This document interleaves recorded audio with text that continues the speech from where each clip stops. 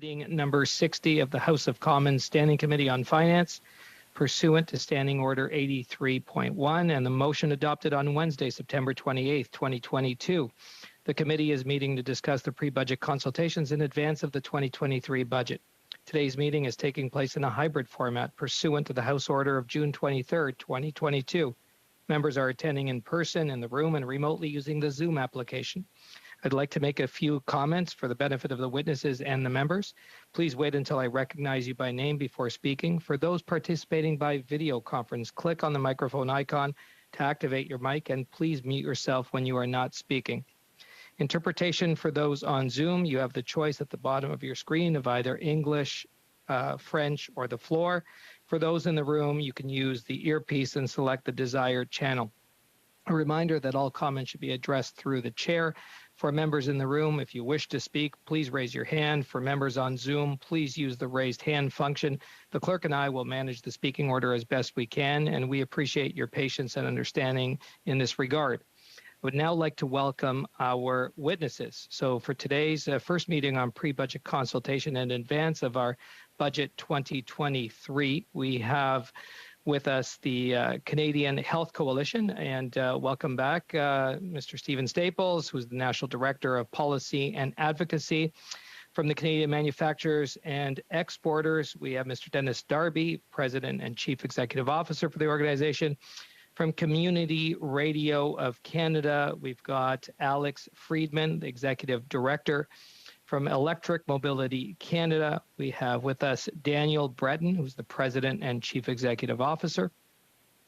From the Tourism Industry Association of Canada, Beth Potter is joining us, who's the President and Chief Executive Officer of the organization. And from the Société d'aide au développement des collectivités et centres d'aide aux entreprises, we have Monsieur Pascal Harvey, who's the General Manager. So welcome to all of our witnesses, and we will be hearing from each of the witnesses for up to 5 minutes of opening remarks. We will start with the Canadian Health Coalition, and Mr. Staples for 5 minutes, please.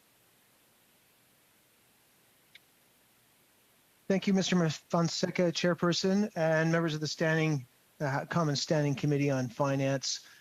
My name is Stephen Staples. I'm the National Director of Policy and Advocacy for the Canadian Health Coalition. The Canadian Health Coalition was founded in 1979 to defend and expand public Medicare in Canada, and we're comprised of frontline healthcare workers, unions, community groups, and experts. I'm delighted to speak to you on the topic of the study pre-budget consultations in advance of the 2023 federal budget. And the aspect that we would like to address today is public healthcare spending. Today, we'd like to make 6 recommendations to the government through this committee. Number 1, we need to pass Bill C-31, which includes the Dental Benefit Act, and transform the benefit into a robust program for everyone in Canada with universal coverage as soon as possible. Number 2, we need to move forward with the Canada Pharmacare Act by 2023 to provide free coverage for prescribed medicines funded with $3.5 billion for essential medicines as recommended by the 2019 government-appointed Advisory Council on the Implementation of National Pharmacare led by Dr. Eric Hoskins. Number 3, we need to increase investments to end the healthcare human resources crisis, beginning by delivering on the governing party's 2021 election promises to provide $3.2 billion to the provinces and territories for the hiring of 7,500 family doctors, nurses, and nurse practitioners. In addition, as promised, train up to 50,000 new personal support workers and fund their guaranteed minimum wage of at least $25 per hour. Number 4, we need to introduce and pass the Safe Long-Term Care Act by 2025, which must enforce national standards as well as ensure patients receive at least 4 hours of direct care. Additionally, provide funding to promote publicly owned, non-profit long-term care facilities while phasing out for-profit investors from the long-term care sector. Number 5, we need to work with the provinces and territories to increase federal funding through the Canada Health Transfer that's accountable, while improving outcomes for people in Canada through new public health care programs such as dental care and pharmacare. And lastly, number 6, we need to enforce the 5 principles and the conditions of the Canada Health Act and ensure Canadians are not faced with extra billing, user fees, and diminished accessibility to healthcare as some provinces move forward to for-profit care providers, beginning with funding more robust monitoring and sanctioning capacity by the Strategic Healthcare Policy Branch. That's what we need to do in this budget. The Canadian Health Coalition has gone on record supporting the terms of the Confidence and Supply Agreement announced by the leaders of the governing Liberals and the NDP in March of 2022. The agreement contains 4 health care commitments by the Prime Minister: public dental care, national universal pharmacare, frontline health care investments, and safe long-term care. In return, the government achieved stability through confidence votes with support of the NDP. Our chairperson, Pauline Worsfold, who's a frontline nurse in an Edmonton hospital, said that this agreement has the potential to deliver significant improvements for public health care for patients, families, and frontline workers. Pollsters tell us it has widespread support, with close to 6 in 10 Canadians comfortable or somewhat comfortable with the agreement between the Liberals and the NDP.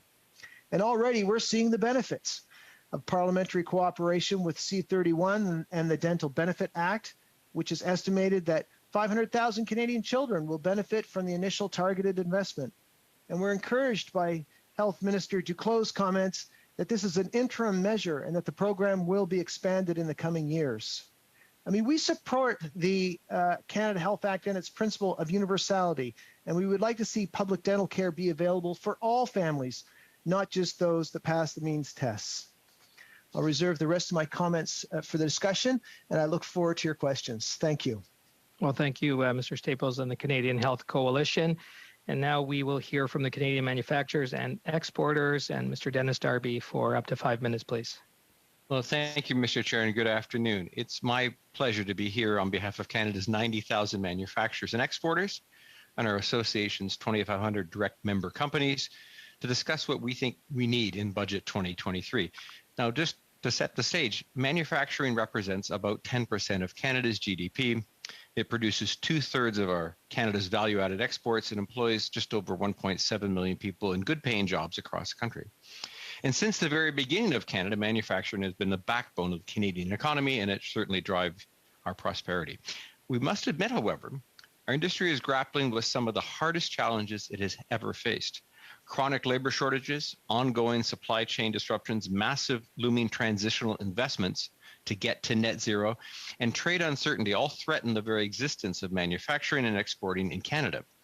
Now, our members tell us, and our research confirms it, that if we do not act now to resolve these challenges, we risk being shut out of the global advanced manufacturing transition that's happening. The pandemic reminded us how vitally important it is to have a strong domestic manufacturing industry. So I want to lay out how we think we should get there. Number one, Canada really must implement a national industrial strategy. This is needed to coordinate our efforts and initiatives into one overarching plan. We believe the goal of a national industrial strategy should be to double Canada's take of the OECD manufacturing investment. For where it is right now, about 1% relative to our OECD countries, to 2%. We call it the 2% challenge. It would bring billions of dollars of investment, moving us from about $25 billion a year, which is one of the laggards in the OECD, to on par to about $50 billion a year. Over the years, the government has commissioned experts to draft industrial strategies. Monique Leroux's work is the latest in this line, and that report has our full support. Budget 2023 should really move towards finally implementing that. Number two, we need to reduce labor shortages. Pandemic immigration backlogs must be addressed, and we encourage the government to dedicate all the resources required to do that. We must open up an introduction of a trusted employer stream for the temporary foreign worker program. In time, we need to really aggressively increase our intake targets to about 500,000 a year in the economic stream alone. And on the other side of the coin, we have to help employers directly with training and upskilling and by providing them with money through the taxation system. Bottom line, we need more workers and we need funds to train them. Number 3 are supply chain disruptions. Now, the government's role, it needs to increase and speed up investments in critical transportation and trade infrastructure. Now, the Supply Chain Task Force will be issuing its report soon, and we support their work and we urge swift adoption of their recommendations. Number 4, we really need to grow business investment and exports. Manufacturers need the federal government to increase incentives for innovation, for investment in the adoption of new technologies. We must eliminate gaps in our incentive programs relative to our biggest trading partner, the U.S., specifically America's new Inflation Reduction Act. Extending the accelerated investment incentive is also key to helping manufacturers invest in the growth. On boosting exports, government should really help by expanding the trade accelerator programs and ensure that our trade and import monitoring systems are world-class. Eliminating excessive export permit processing delays, which we've seen in the last few years, is one simple way to achieve that level of excellence. And number 5, and this is a biggie, we need to help manufacturers transition to net zero. The government should expand programs like the Net Zero Accelerator Fund. We also need to specifically target SMEs, small and medium-sized companies, and help them with the net transitions by creating an SME net transition strategy. We have a net zero strategy, and we'd be happy to talk about this more with the committee in more detail at a future time. But at the end of the day, CME believes that strongly that by addressing these 5 key areas with targeted investments and support for manufacturers, we can ensure that our sector, and by extension of all Canada, prospers for decades to come. Thank you, and I'll wait for any questions. Thank you. Thank you, Mr. Darby and the CME. We will now hear from the Electric Mobility Canada, and we've got Danielle Breton, who's in person in the room, I understand. Oui. Merci. Thank you. Thank you very much for having me here with you today. Electric Mobility Canada is a national industrial association that dedicates itself to electric mobility to fight climate change and also atmospheric change, as well as to support the Canadian economy. We have 175 member associations, public associations, vehicle manufacturers, light, heavy vehicles. We have public associations, universities, and so on. According to a 2021 Health Canada report, the economic impact of air pollution is estimated at approximately $120 billion a year, which is roughly 6% of the national gross domestic product. Air pollution kills approximately 15,300 deaths per year, which is 8 times the death toll of car accidents, and a significant portion of that comes from transportation. According to a 2019 report from the International Energy Agency, Canada's light-duty vehicle fleet is the worst performer in the world in terms of GHG emissions and fuel consumption per kilometer driven. They are also the largest and second heaviest in the world. According to a 2019 report from Clean Energy Canada, there will be approximately 560,000 clean jobs by 2030 in Canada, with almost 50% in clean transportation. According to a 2020 report from EMC, from us, if Canada adopts a strong electric mobility strategy inspired by those of California, BC, and Quebec, we can anticipate at least $200 billion in sales revenue between now and 2030. Since 2019, the Canadian government has accelerated investment in the EV industry in order to create high-paying, sustainable jobs for Canadians while decarbonizing its economy. Just in the past 6 months, federal and provincial governments have secured more than $15 billion in investment and tens of thousands of jobs. That's great news because all this work will most probably end up saving the automotive sector in Canada. Yet, more work needs to be done. According to an Ernst & Young report published earlier this year, while Canada has been increasing its support for the transition to EVs, other countries are moving faster. This means that Canada dropped from 8th place last year to 13th place in this year's EY report. According to an RBC report published just a few days ago, we can read, in Canada we've lagged since 2014 when spending on clean technology when it fell sharply. Though we've made up some ground in the last few years, as I mentioned, the pace of spending is still about half that of other major economies. China leads the pack, spending about 1.5% of their GDP on green investment each year. In some key industries, it's the undisputed global leader. The US, Australia, and Japan are further behind, but a major shift is coming south of the border. The recently passed U.S. Inflation Reduction Act will pump $370 billion into clean investment and leverage additional money from the private sector. Canada will need to adjust its policies or risk falling even further behind major economies. After a decade of investment, we're still not spending enough on clean electricity, which needs about $200 billion investment by 2035 to meet current green grid goals, and more thereafter to accommodate rapid growth in electricity demand. That said, we're much closer to spending enough on green electricity than any other sector. Investment there needs to nearly double. Spending on EVs will need to grow from about $4 billion to nearly $22 billion annually, while spending on heat pumps to decarbonize buildings will need to grow more than 8 times the current level. Le Canada possède des ressources naturelles. Canada has the natural resources, the manpower, and the qualified people, and the universities to be able to succeed. This is why we in Canada support the EV vehicles. We can move in Canada to become a world leader in terms of growth. We recognize the impressive effort of the federal government recently and its introduction of new programs to be able to support this industry in our country. Mobility Canada makes the following proposals. These are recommendations that are just drafts, but nonetheless, the deadline is October the 8th, so we are sending you drafts today, and there will be final recommendations before October 8th. We have 6 interdependent pillars: rebates, other incentives, infrastructure deployment, inflation.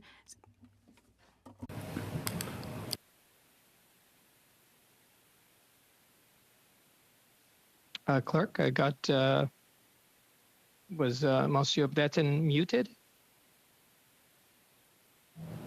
No, he's just, he's done his speech. Oh, he has finished. Okay, he has concluded. Okay, thank you very much, Monsieur Breton. Excellent opening remarks. And we'll now hear from the Tourism Industry Association of Canada. And we have Ms. Beth Potter with us. Thank you. Merci. Thank you very much, Mr. Chairman and members of the committee. I want to thank you for having invited me here today. My name is Beth Potter, and I'm the President and Chief Executive Officer of the Tourism Industry Association of Canada. That we are gathered here today on the unceded and unsurrendered territory of the Anishinaabe Algonquin Nation. TIAC is the national advocate for tourism in Canada. On behalf of thousands of tourism businesses, we promote policies, programs, and other initiatives that foster the sector's growth. Tourism matters. It enables socioeconomic development, job creation, and poverty reduction. This drives prosperity and provides unique opportunities to women, minorities, and young people. The benefits spread far beyond direct GDP contributions and employment. The indirect gains extend through the entire travel ecosystem and supply chains to other sectors. Despite some improvement over the last few months, tourism businesses incurred a heavy debt load to get through COVID and continue to struggle financially. They face barriers to attracting investment and have considerable challenges attracting and retaining the necessary workforce to run their operations. Disruptions in supply chains, inflation at a 40-year high, and rising interest rates are now also impacting our businesses. Our recent submission to Minister Boissonnault outlined key priorities to help tourism achieve its full potential. We recommended key goals to be achieved by 2030. These relate to tourism spending, dispersion, workforce, international overnight visitors, and our global competitive position. We have 4 pillars that will help to achieve those goals. The first one is to attract and retain a sustainable tourism workforce. The recovery and growth of tourism largely hinges on addressing the significant labor shortages that exist. Tourism HR Canada also submitted a comprehensive proposal to Minister Boissonnault and recommend targeted recruitment campaigns and a specific Indigenous workforce strategy. In the areas of training and skills development, it recommended increasing the number of high school programs, modernizing post-secondary programs, launching comprehensive national tourism job-ready bridging programs, as well as investing in skills development and training. TIAC supports these recommendations and urges the government to act on them.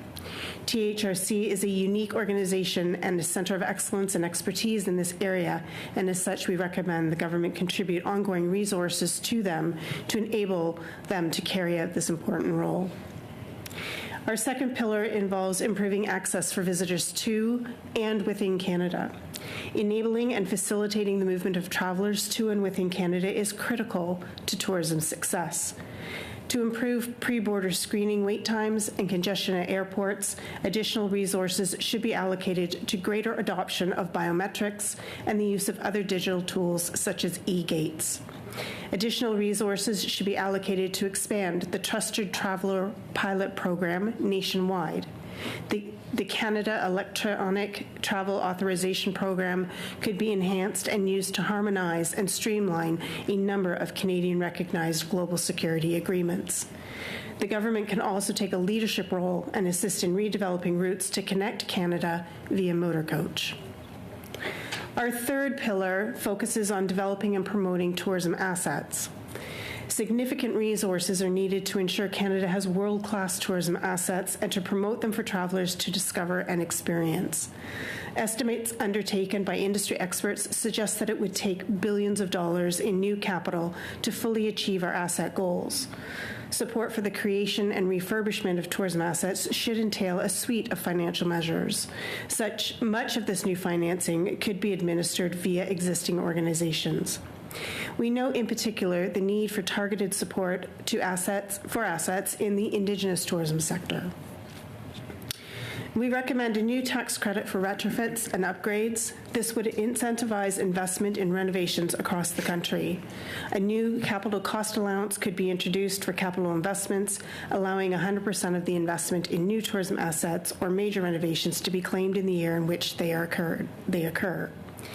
To help attract greater private investment, the government could establish pools of public lending capital. Such investment could help leverage billions of dollars from private sources. To encourage the development of new, sustainable, innovative assets or refurbishing existing ones, particularly in underserved, rural, and remote areas, new grants and non-repayable contribution programs could be created.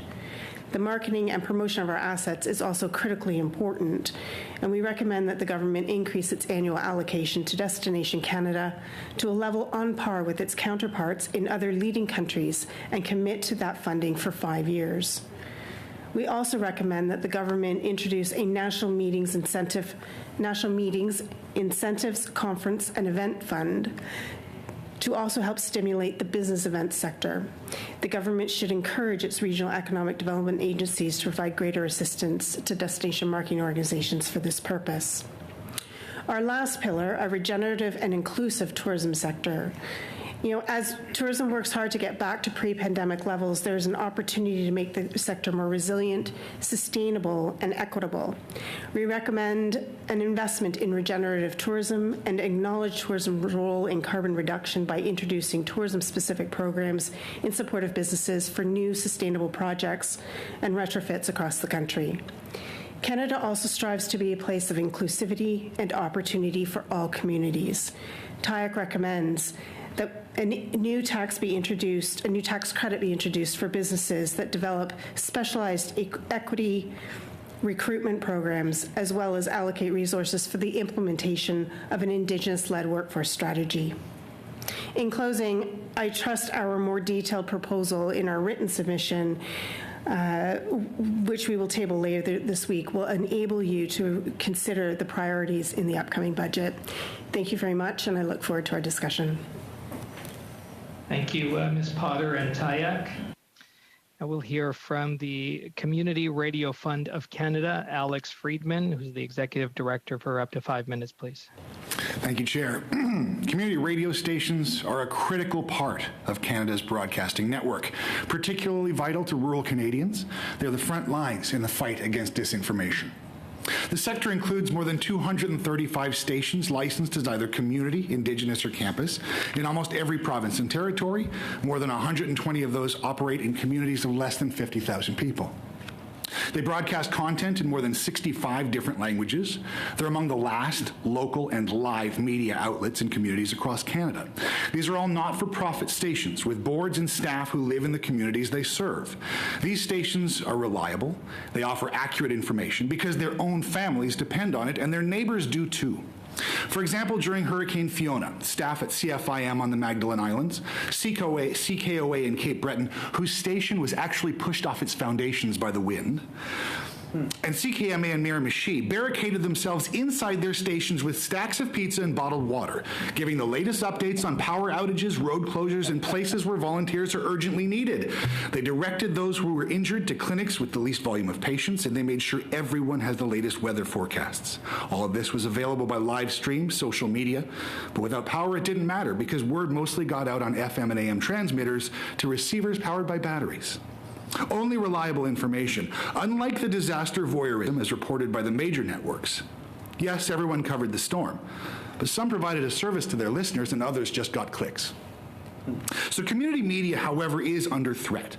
Canada has experienced a net loss of more than 275 local news outlets in less than 15 years. The impact of this collective dumbing down is clear and evident. There's a reason that approximately 12 social media users were responsible for almost 90% of the pandemic disinformation. In the void of local news, Canadians are increasingly turning to social media for their information, and we're seeing the impacts. Margaret Sullivan is the author of Ghosting the News, and she says, studies show that people who live in areas with poor local news coverage are less likely to vote. When they do, they go along strictly party lines. To put it bluntly, she says, the demise of local news poses the kind of danger to our democracy that should have alarm sirens screeching across the land. So the CBC relies on hundreds of millions of dollars in operational support, but currently moves further and further from local broadcasting every day. Private broadcasters, who benefit from significant tax breaks, put shareholders before the audience. But community broadcasters who receive no stable government support keep doing what they do best, supporting our communities.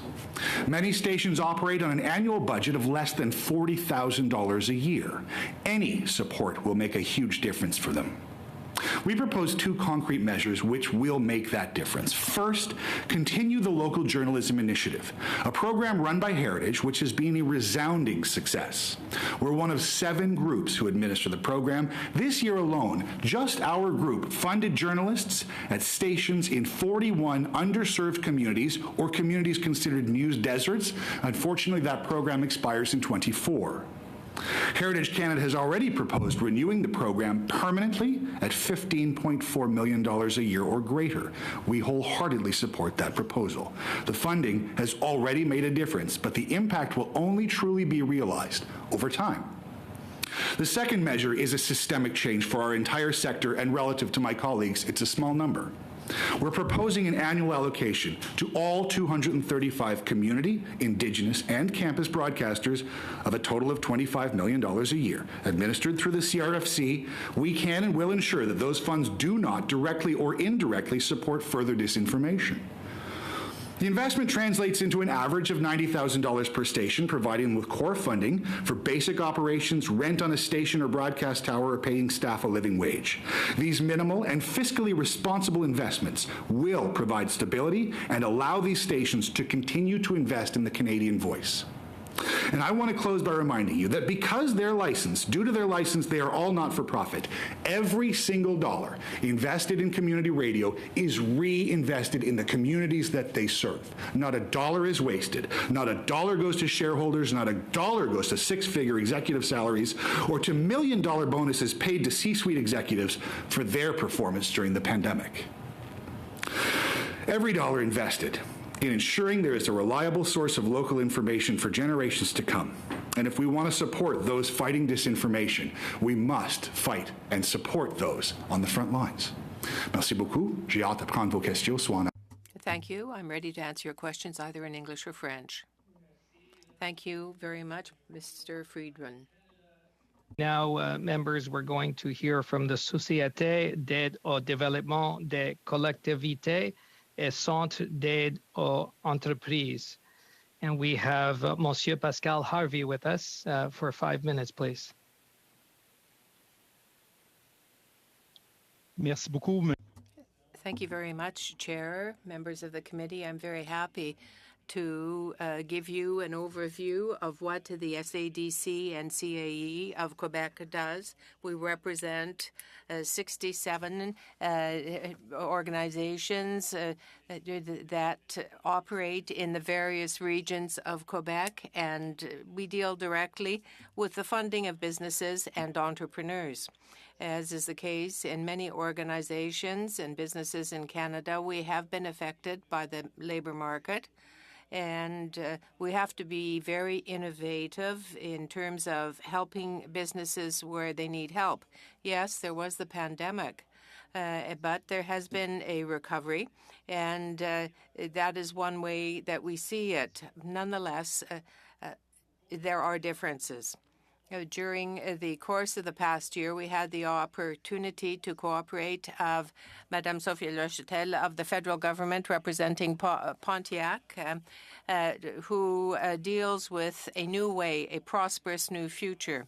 And this has snowballed throughout Quebec. But nonetheless, we do need the tools to fulfill our ambition.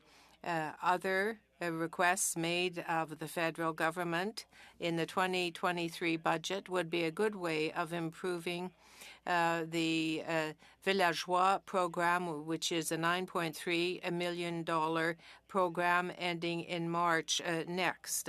So we are delivering a program that has 3 business lines for the SADC, CAE, technology, and the supply side.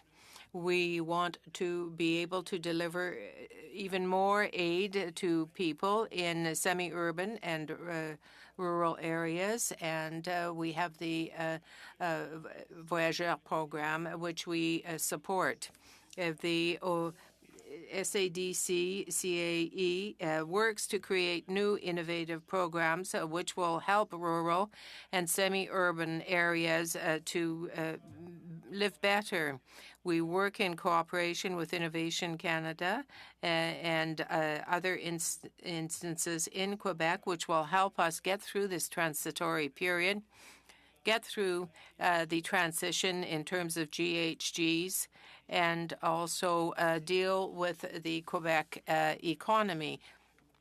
And we ask you, therefore, to help us support our work. We are a voluntary organization that is managed locally on a not-for-profit volunteer basis. What it is really is a matter of understanding the businesses there. And really, I am the spokesperson for many businesses in Quebec that fall under the SADC and CAE.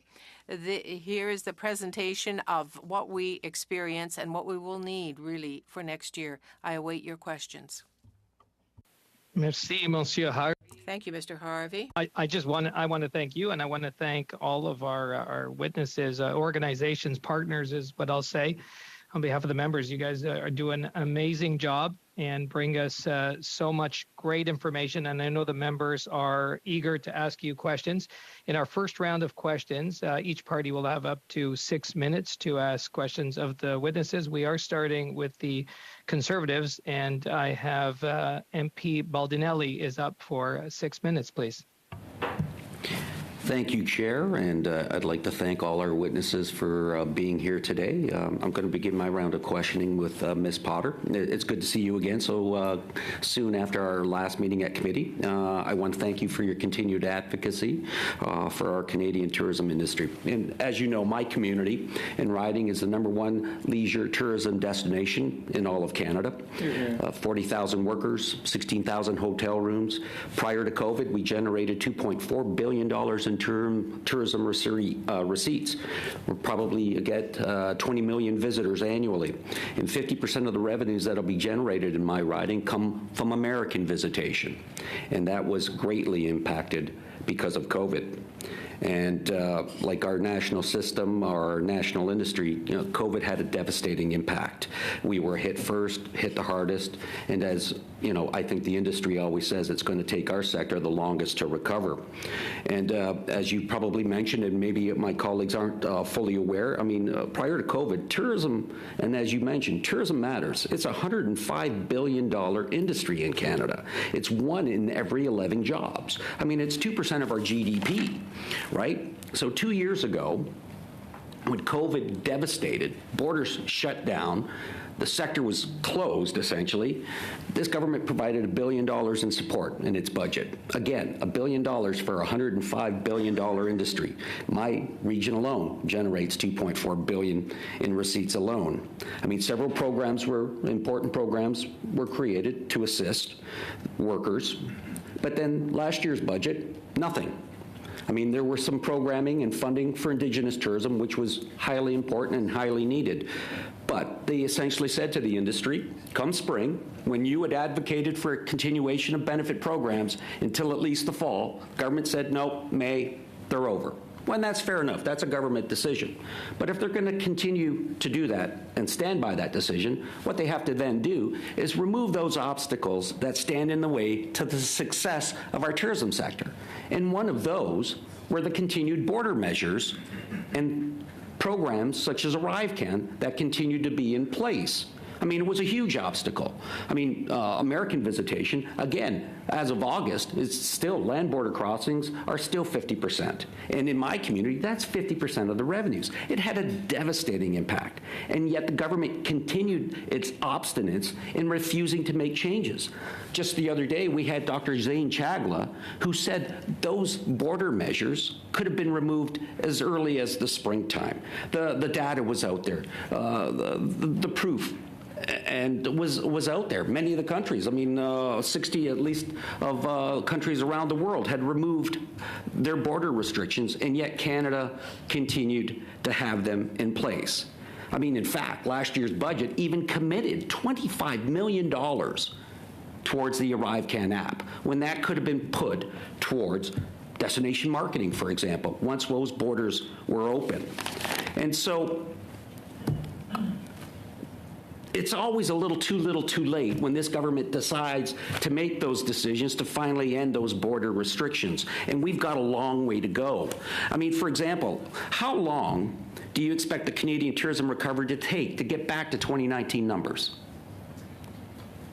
Thank you for the question, and through the chair, I can say that our forecasts predict that domestic spending should recover by the end of 2024, but international spending from visitation will not recover until the end of 2025 at this time. Now, how much money did the Canadian tourism industry forego? For example, we had gone, 2019 was the best tourism year ever in Niagara, and I believe nationally as well. Again, $105 billion, $2.4 billion in receipts in Niagara alone. How long will it take, and how much are we foregoing to get there? How long do we need to get back to that 105 or that $2.4 billion figure? Yeah, so at the end of 2022, we should be at $80 billion. So we will be a solid 24% short of that 2019 high mark. We are anticipating that it is going to take us until the end of 2025 to get back to that high mark of $105 billion. And if we can do the things that I've talked about in my opening remarks, we would like to see and work towards getting to a really robust $134 billion by 2030. Thank you. And in terms of, again, American visitation and international visitation, although not the greatest number in terms of our visitation base, again, they represent my community alone, 50% of the revenues that are generated. Again, when the government commits $25 million to programs such as the Arrive Can, would you not agree that $25 million would have been better spent put towards organizations such as Destination Canada, towards the marketing of Canada? We're going to need a huge campaign to say to the world that Canada is again open. Do you not agree? Yes, and in fact, within our proposal, we are asking for a significant increase to Destination Canada's budget over the next 5 years so that we can, in fact, communicate to the world that Canada is open for business again. Thank you. Chair, is that my time? Thank you. That is your time. Thank you, MP Baldinelli. And now we'll hear from the Liberals for 6 minutes of questions, and MP Chattel. Thank you so much. Look, the world is transitioning towards a green economy. Historically, these changes of such magnitude are making losers and they're making winners, right? The country that will be successful in tomorrow's economy will be those that have prepared and that have done everything to be successful under responsible leadership. So I was really interested in, Mr. Darby, what you said about your net zero SME strategy, and I would really like, Mr. Darby, if you could elaborate and also submit to this committee in writing, if not, if you can, that proposal, that strategy. Well, thank you through the chair. Thank you very much. First of all, what our net zero strategy, we will share it with this committee. That assume that will happen, if not already. We had shared it in the past with the minister's office and with ISED, of course, who we deal with most directly. But let me talk about that element, because I agree with you. There's no reason that Canada should be behind in terms of its transition to net zero. Right now, most of the focus has been on very large companies. That makes a lot of sense when you think about they're the largest emitters. But in order to compete in North America, we have to help those SMEs. Most of the 90,000 manufacturers in Canada are small and medium-sized family-owned companies who are either part of a supply chain or provide only one part or one ingredient, or sometimes just serve a regional market.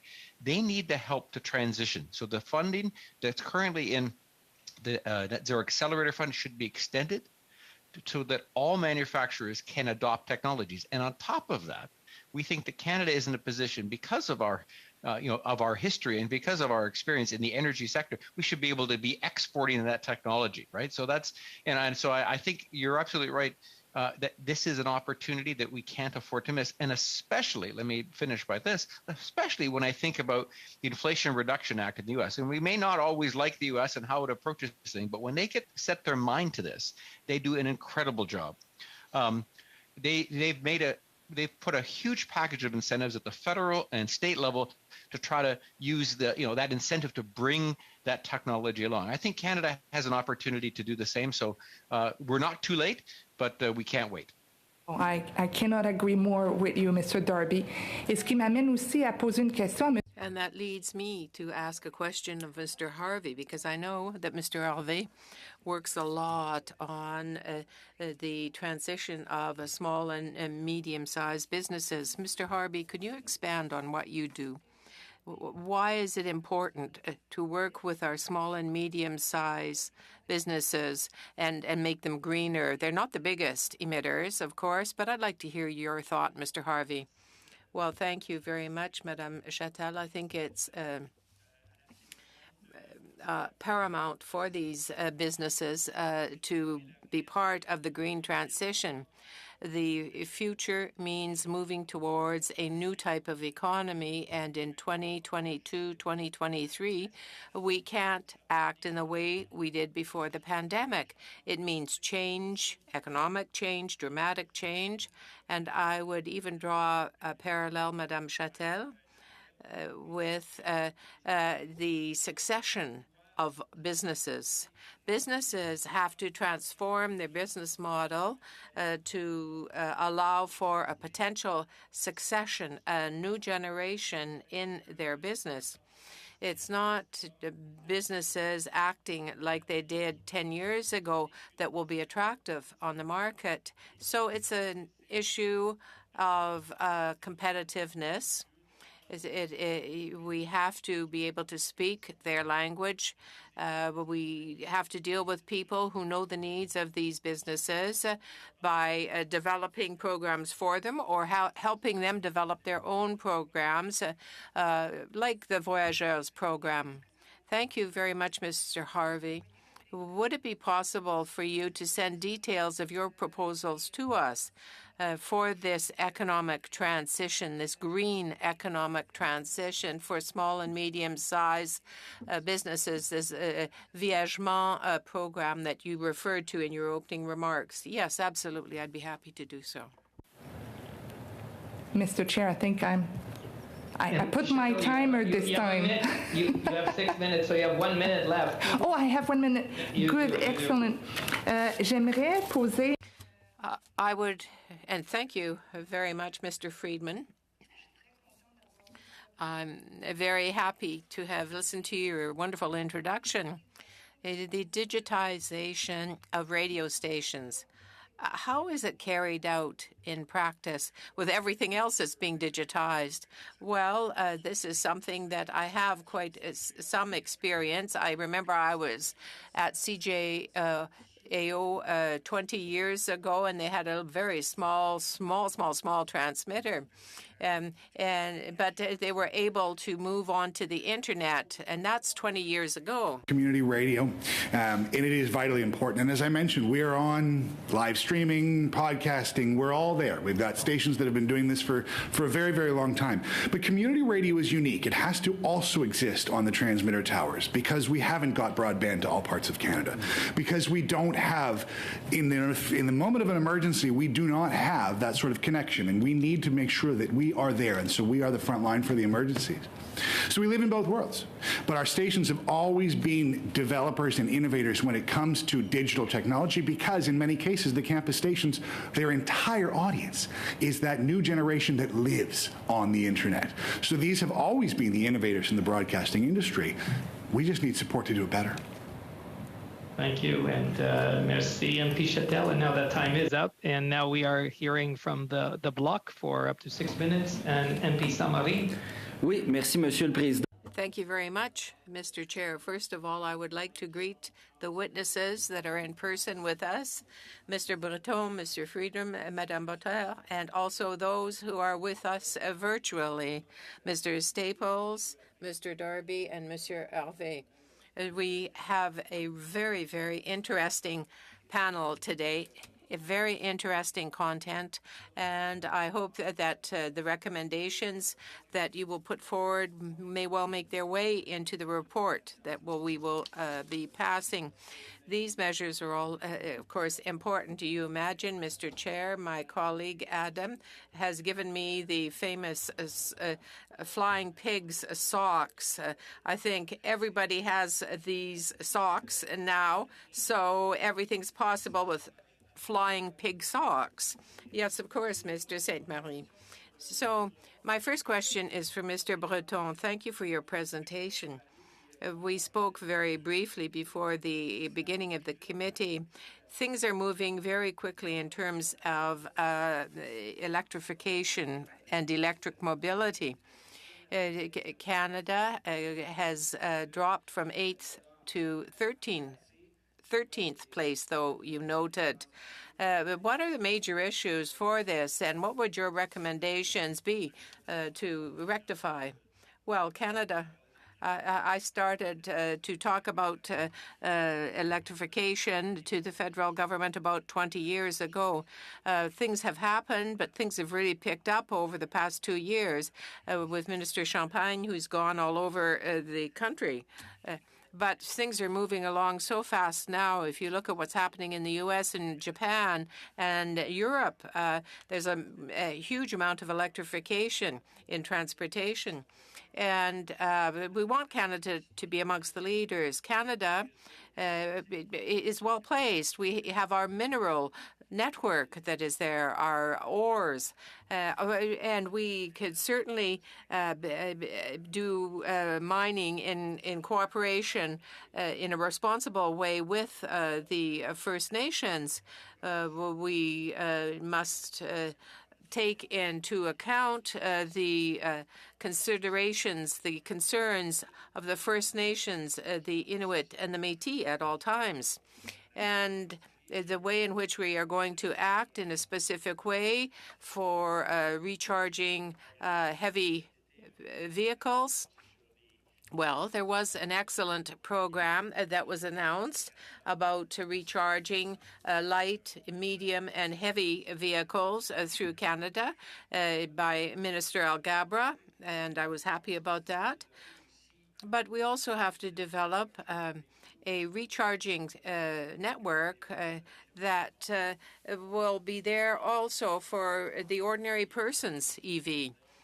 As a few weeks ago, the needs of recharging structures were set out, about 50,000 moving up to 200,000 by 2030.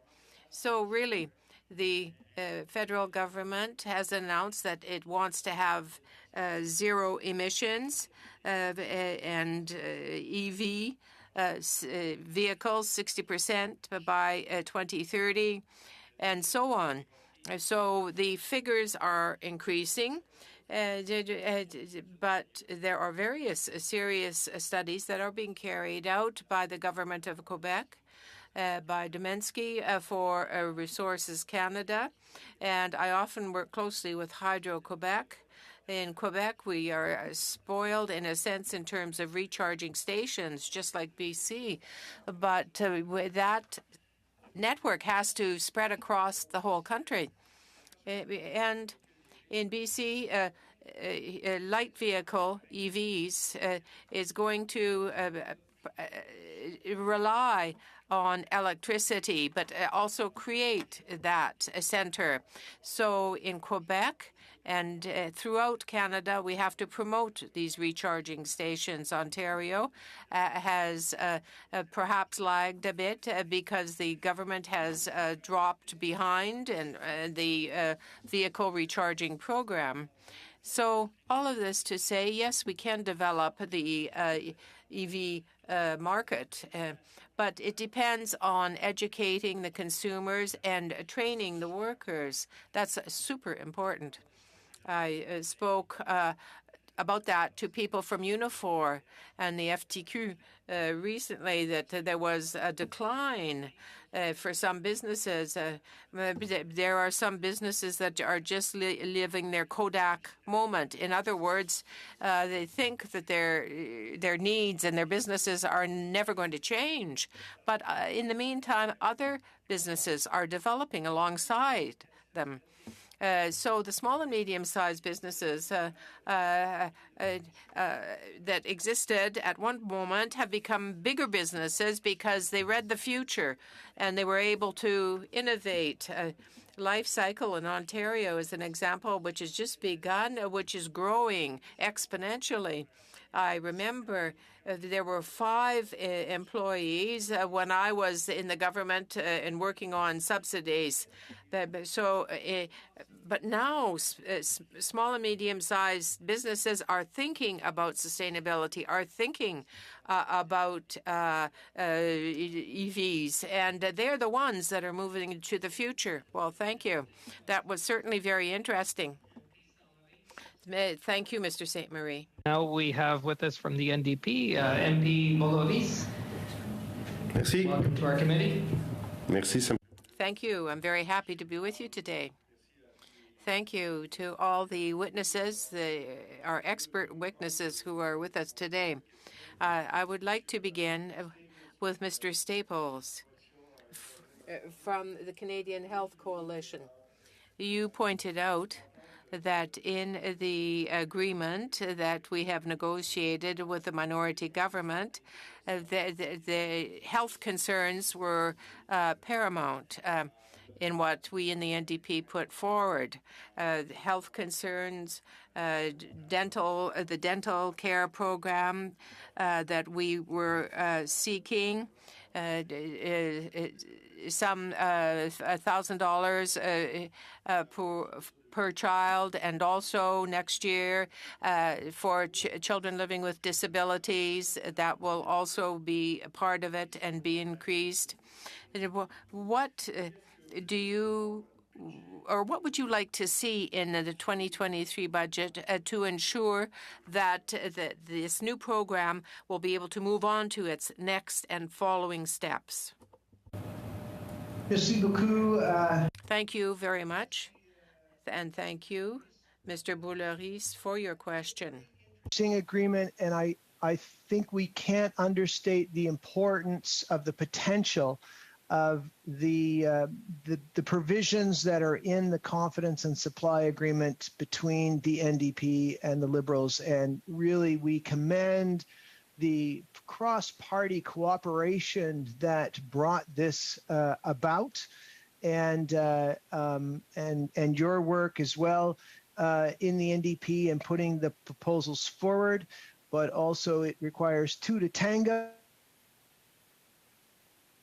as they said. This is moving forward, and from what we're hearing, that there has been some good cooperation, and this is what Canadians want. And it shows that when we work together, we can get deliverables. Dental care is a critical issue. Pharmacare is as well. Safe long-term care and investments in the healthcare crisis. All four of the main healthcare points are important, and it will take 3 years to make significant advancements on it. Dental care, 500,000 children will benefit from this initial benefit that is being proposed for this budget, and I am glad that the government has done its very best to keep to the timelines. It seems to be satisfactorily meeting the terms of the agreement. So I think that is very important. One of the things that we do know is that dental care is very much related to your overall health and can help alleviate wait times, the backlog that's in the hospital. It keeps people out of the emergency room. As well, this benefit is desperately needed when we look at inflation and the costs that are being borne by Canadians. It's going to be another part of the package to help people. I'm a little concerned, though, that there may be people not benefiting from it because it is a means-tested program, and while we know it's important to have this program, this is progress. We do hope at some point that it will be extended to include everyone, maybe not in budget 2023, but certainly the commitments that the Liberals have led up to now. Merci, monsieur. Thank you very much, Mr. Staples. You opened the door for me talking about pharmacare. That also is part of our negotiations and the results that we have obtained. I'm from Montreal, and we know that there is a public-private hybrid program, which can give rise to some problems. The major unions in Quebec, the CSN, the FTQ, and others want to see some adjustment. But given the Hoskins report, do you have any recommendations about what should be in the 2023 budget, particularly with respect to pharmacare?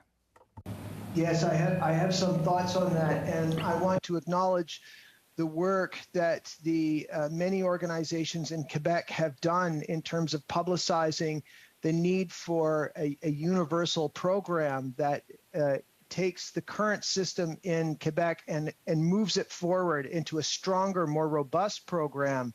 That there is deficiencies within the Quebec program that cannot be allowed to remain.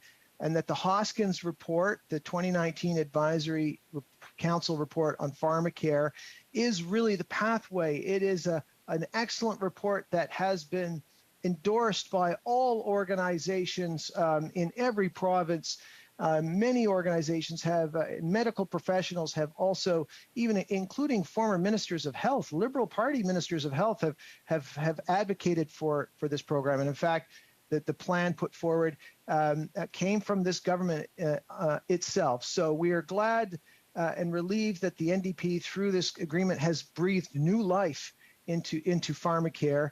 And we want to see $3.5 billion put into getting essential medicines covered. And we believe that this money put forward for the provinces and territories will help overcome resistance in those provinces to play ball and to move forward on pharmacare. It may be part of a larger discussion in terms of other programs or other increases through the Canada Health Transfer.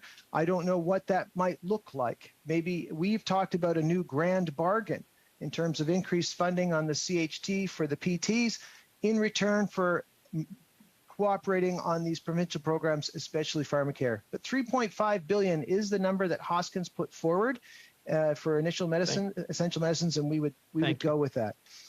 Thank you, Mr. Staples, MP Bolaris. That was an excellent first round. Members, witnesses, a lot of information.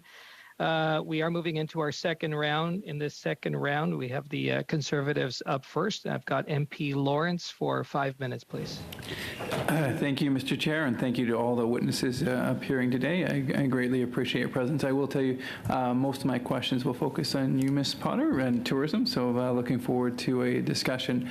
Of course, we have a new leader who is putting people first and putting the tourism sector first, and we want to make sure that the people in your industry are fully supported. I want to discuss some of the Liberal policies and the impact on your industry particularly. So, of course, we know that the carbon tax started at $20 and now is going up to $170 per ton. That will be an increase of 750%. I assume that there are many people within your tourism industry who are either dependent on people who are arriving to Canada, transporting within Canada, or maybe even providing the transportation. Do you believe this rapid increase, actually a triple increase of the carbon tax, will have a detrimental impact on the tourism industry? So thank you for your question, and through the chair, I would like to say that, within the tourism industry, we're looking at ways in which we can do things differently. The opportunity for us to kind of lead the way when it comes to more sustainable practices, practices that lead to a smaller carbon footprint overall, is certainly top of our agenda. And it's something that we are working with our global partners on through the World Travel and Tourism Council and the UN WTO.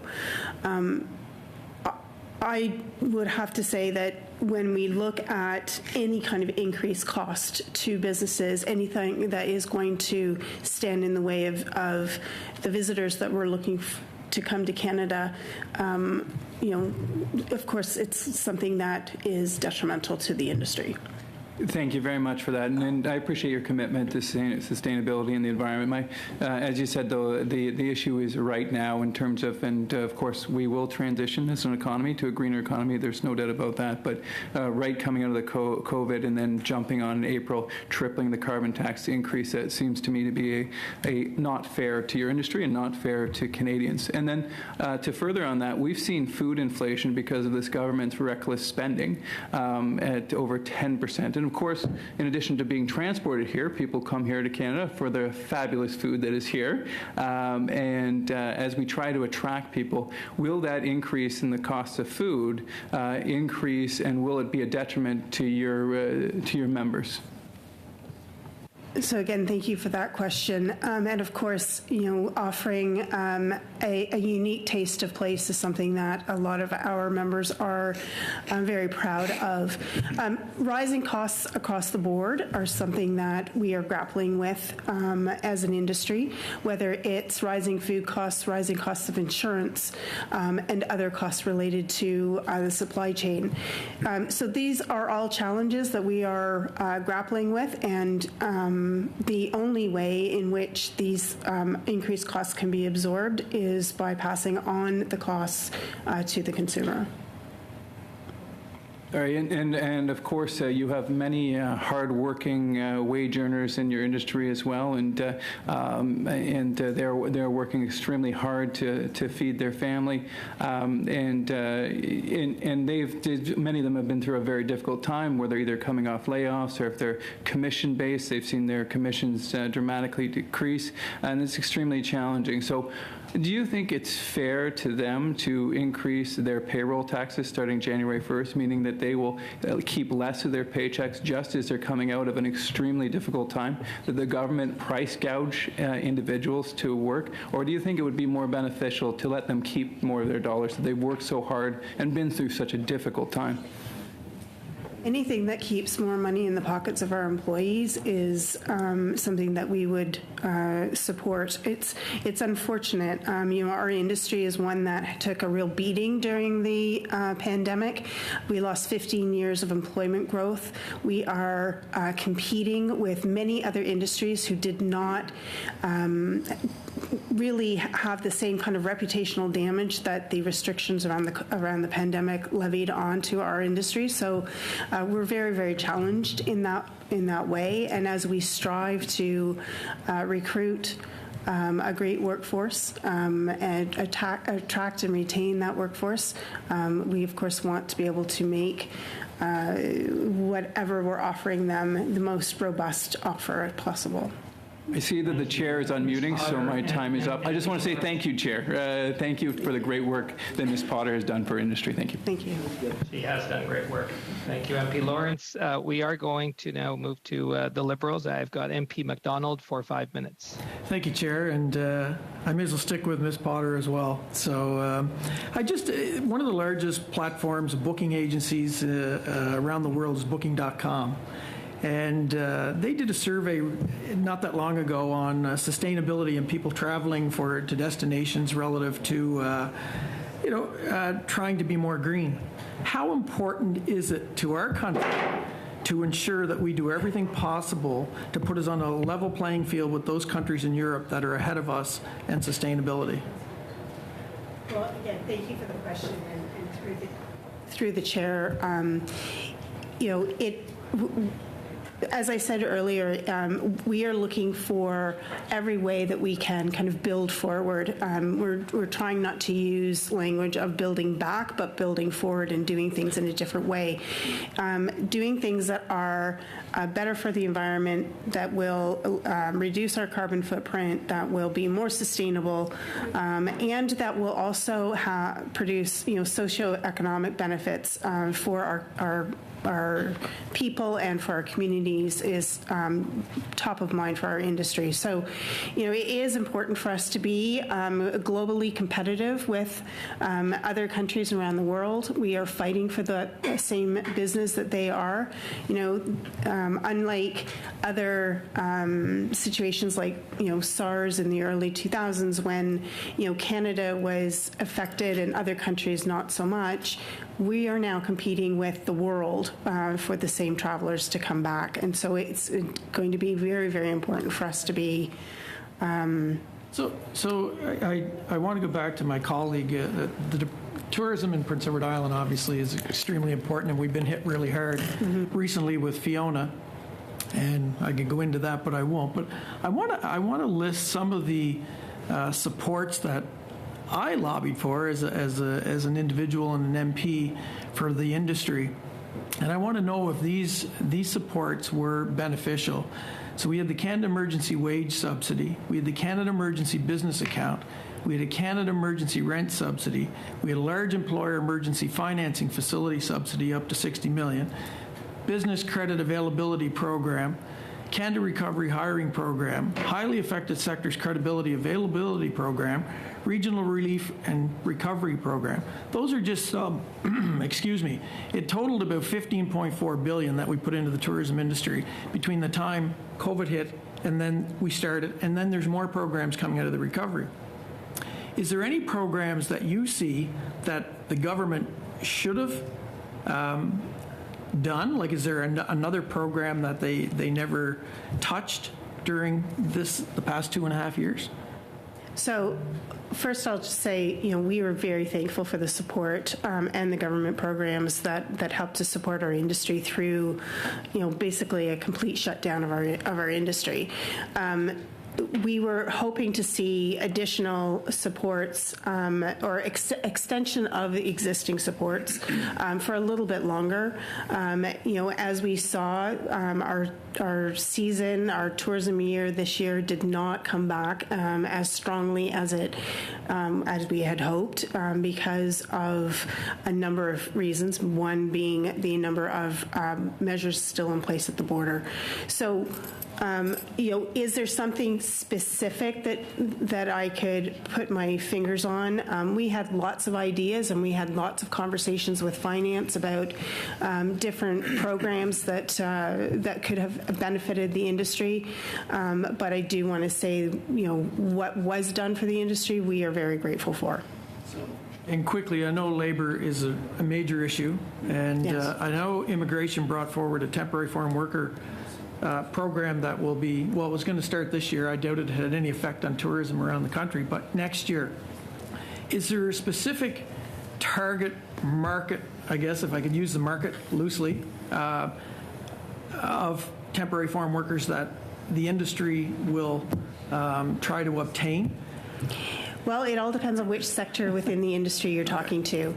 If you are talking to some of the accommodators, they are looking at, they have existing relationships and agreements with some of the Caribbean countries and bring up workers through that program. The ski industry out west very much looks to some of the South Asian countries. So it's kind of segmented by the suite of sectors that we represent. But the focus on tourism for the temporary foreign worker program, we are really hoping to see a bigger uptake in the number of employers being able to access that program than they have in the last year. And I just want to add quickly I was going to tell them how good a PEI was doing in tourism this year.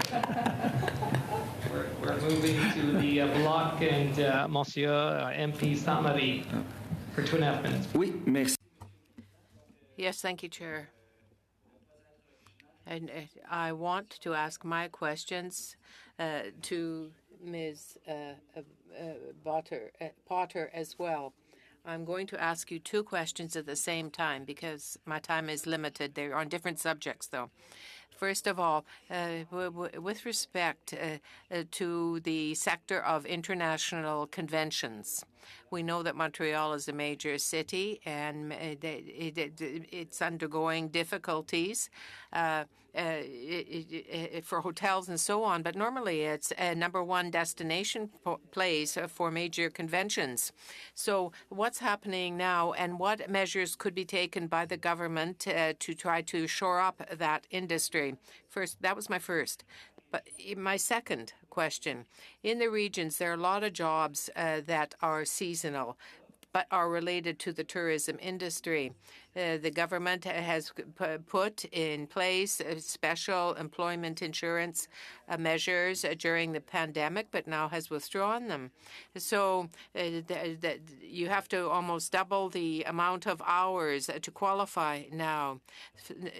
Tourism industries in the regions, are they complaining about the situation? Are they having difficulties keeping their seasonal workers? Thank you. Merci beaucoup. Thank you very much. And I hope that it's okay if I answer you in English. Yes, of course. First question on business events. We think that within our sector, it's going to be the last part of the tourism industry to recover. We are seeing that international arrivals for the Canadian destinations is going to continue to be a big challenge. Now that the border measures have been removed, we're hoping to see an uptake in that. But there are 2 recommendations recommendations that we have that where government could support that particular sector.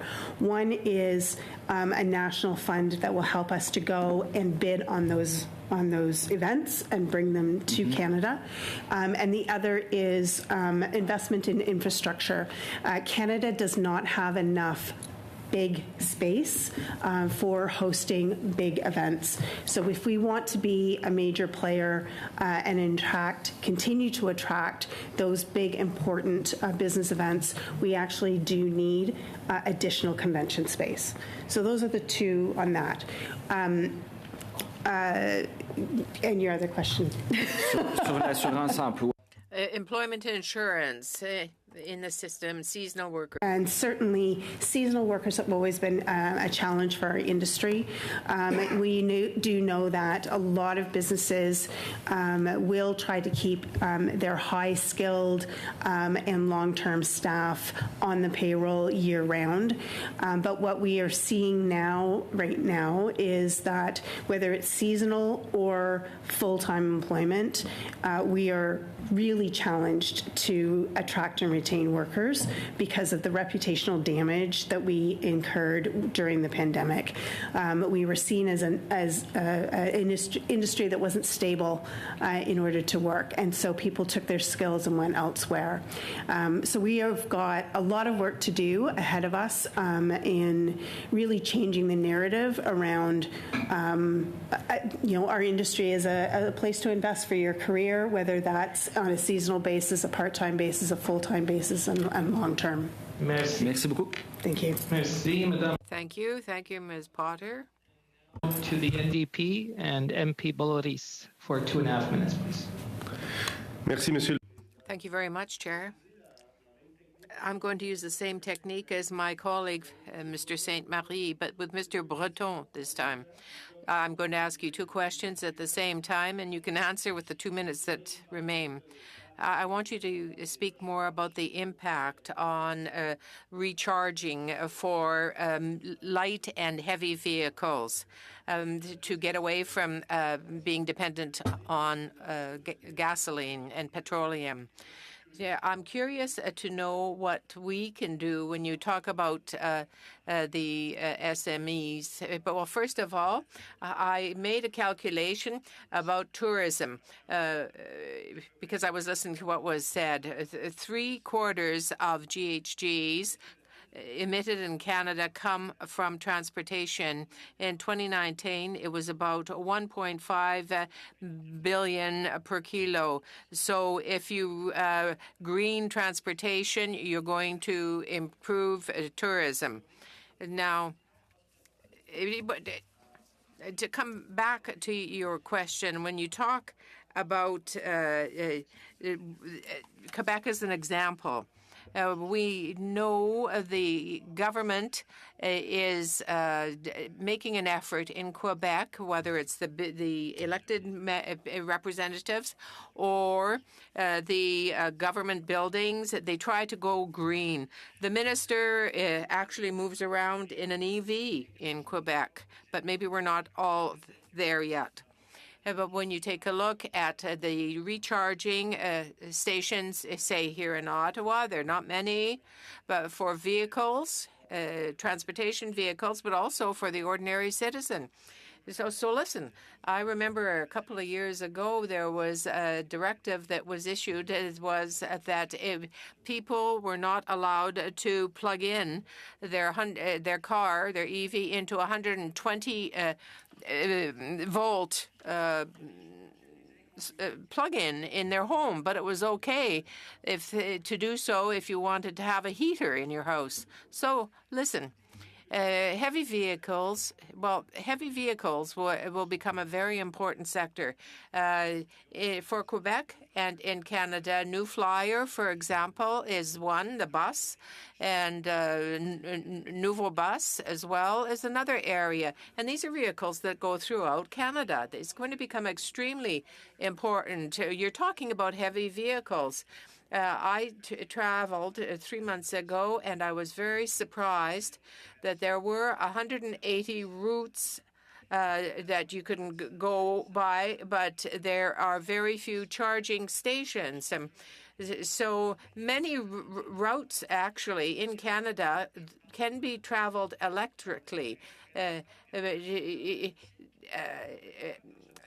Elsewhere, rather.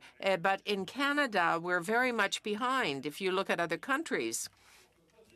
You can't say that we're lagging in technology, I can tell you. In Norway, they can transport 600 people in major heavy vehicles, and we can't do the same here. Merci, Monsieur Breton. Thank you, Mr. Breton. Boulerice. Now we are going to hear from the Conservatives, the MP Chambers, or the member with the magical socks. Thank you, Mr. Chair. I'm not wearing mine today, but I did wear them the other day, so at least once a week. My colleague from PEI was showing me some great tourism destinations this summer, which I thanked him very much for, but obviously recently those destinations are under some significant pressure and in some cases disappeared.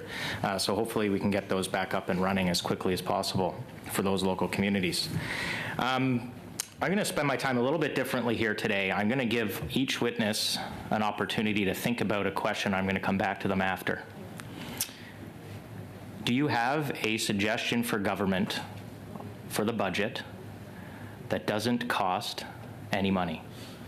So you can think about that for a couple minutes while I talk to Mr. Darby here for a few minutes, and then we'll come back to that and give everyone a chance to respond for one idea that they have that doesn't cost the government any money. Regulatory change, something that you could help us provide to the Minister of Finance that doesn't strain the financial resources more than they are right now. But Mr. Darby, a couple minutes with you, please. With the Manufacturers and Exporters Association, just curious about your take on the competitiveness of the Canadian manufacturing sector vis-a-vis kind of the rest of the world. You know, there's been a lot going on. The U.S. is obviously making some significant investments. There's a lot of talk about onshoring. How do you think our sector's positioned, and are there opportunities to strengthen that? Well, thank you, through the chair. Thank you very much. And I'd say right now it's tentative. I think Canada has recovered, but at a slower pace than the U.S. We need an industrial strategy clear enough to decide how we're going to compete with the U.S. So I think the easy answer to the question is our productivity is lower than most of our trading partners. Our industrial output has been slower to recover, and we are strained by the capacity and by the relatively higher cost to do business here. But there is an opportunity. The whole Inflation Reduction Act in the U.S. gives Canada an opportunity to be in the tent, to be part of that green transition that my colleagues are talking about, to compete for those jobs, for those onshoring or nearshoring or friendshoring. So I think it is going to require the government to act at both at the provincial and federal level to say, we're Team Canada, we want to attract that investment. But unless we put our money where our mouth is, I don't think we're going to get our fair share of investment. Thank you. And then perhaps just quickly before I go back to the panel, do you support or would you support a carbon tariff placed on goods manufactured outside of Canada in jurisdictions that have much weaker environmental laws or no carbon or no carbon regulations? Well, that is a huge question, but I would tell you that we would be supportive of such things. But I think there are other steps that have to happen first before you put such a thing in place. But I think that would be incredibly important to help protect Canadian manufacturers so they're not at an economic disadvantage. Countries that dump products that are made under poor conditions and low environmental standards, they should be penalized, and we should have an opportunity. But it's a long conversation, and I relish the opportunity to talk to you about it in much more detail than I have in my few seconds today. Thank you very much. So a minute 20. I see Mr. Friedman. And if I'll ask the chair's indulgence, I'll give time up in a future round, Mr. Chair, if we can get through everybody very quickly. Thank you. Thank you for the question. As it stands, community radio stations receive money directly from commercial broadcasters, not from the government. What we propose in the $25 million solution is not that this come from taxpayers, but that through C11, as internet broadcasters who profit off Canadians are asked to pay into the system, that money should go to support community broadcasters. This should not be on the backs of taxpayers. There is a system that is soon to be potentially in place. Thank you. Mr. Breton? Well, the obvious answer for us is the federal ZEV mandate that's been announced by the Environment Minister a few months ago. Because right now, most people who want to go to an electric car cannot find any. It takes between 6 months and 2 years to get your hands on one. And I was looking at some data for Ontario, because you are an Ontario MP. I mean, right now, because of the price of vehicles, gas vehicles, price of gas, it ends up being less expensive to purchase and own electric vehicles for many models nowadays. And when you're thinking about Ontario, I was looking at some data from 2021. Ontario drivers, approximately, Ontario imports about 12,750,000 barrels a month for oil, for gas and diesel. So it costs Ontario taxpayers, in fact, about $900 million a month to import to Ontario oil for gas and diesel. So if we transfer to electric vehicles, what that will do is that keep money in the province of Ontario and create sustainable jobs in assembly, utilities, construction, and everything. So that's why we need regulation to get those cars in Canada, because right now we're getting the leftovers because we don't have regulation, and the U.S. has, and Europe has, and China has. So we do want to indulge MP Chambers, but we have to be very quick, witnesses, with your one idea. Quickly. Happy to take the next one. So the unique thing about the tourism industry is that the policy and legislation that affects the industry is actually owned by about 24 different ministries and departments. So our something that doesn't cost government is actually the establishment of, a cabinet committee or other tool that will hold those ministries accountable for implementing changes to policy and legislation that will benefit the industry. And Mr. Harvey.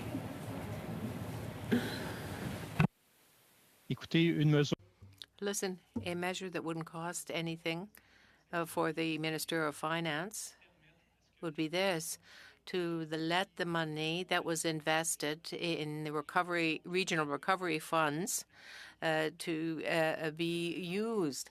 It could be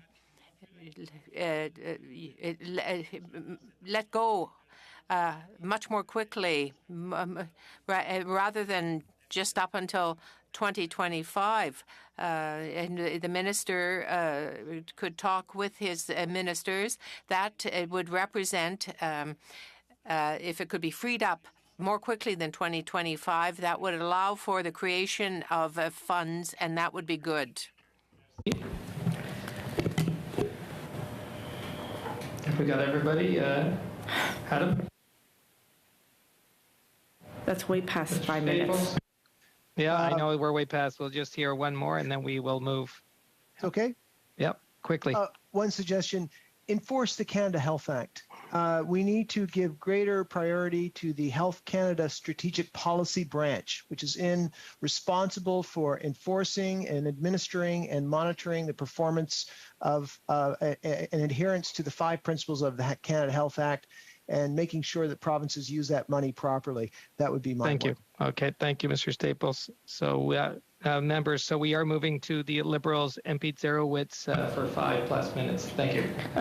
Thanks so much, Mr. Chair.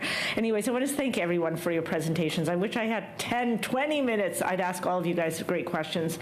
I'm going to spend around 2 minutes with you, Ms. Potter, and then I'm going to move to Mr. Darby, and I'm hoping my next round I can go to a couple of other people. It's unfortunate that Mr. Lawrence has left, because there's a couple things I want to follow up in terms of the conversation that he had begun. Do you believe that it is important for the federal government to continue to fund employment insurance, particularly since so many in the tourism industry are seasonal workers? Do you think we need to continue to be funding employment insurance? Employment insurance meaning? Well, EI. EI? Yeah. Well, don't seasonal workers take EI if they're not working? Apply for it? That would depend on the worker themselves. Yeah. Oftentimes they will have a secondary job that they will do in the off season. So, and we are the #1 employer of young people for seasonal positions, and those young people, often leave us and go back to school. So. Do you think it's important for the federal government to continue to be funding EI? I think it's important that the federal government continue to have EI as an option for those that need it. Okay, and it's important to fund it. Mm-hmm. It's despite the fact that we have high inflation and things are unpredictable right now. Absolutely. Okay.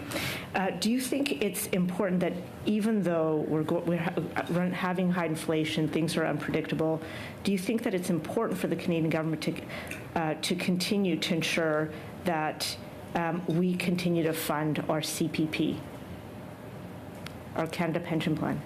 I do. Okay. The reason I'm asking that is because there's different words that are being used on the other side. They'll say, do you think we should be funding payroll taxes? And we'll say, well, do you think we should be funding EI?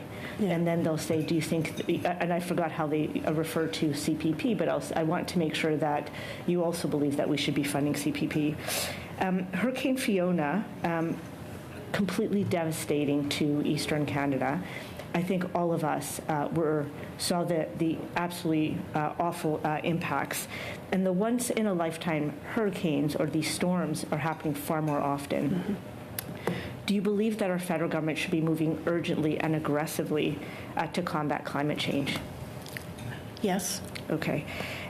So we're part of our climate change plan is to price pollution. It's our way to decarbonize and try to move to net zero, because if we're not able to get to net zero,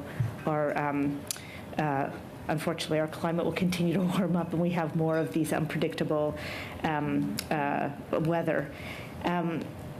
So anyways, I just wanted to put that on the table as well, just because I wanted to, I know that you talked about sustainability and it was important for the industry to do that, but I also want to let you know that that continues to be a big priority for our government.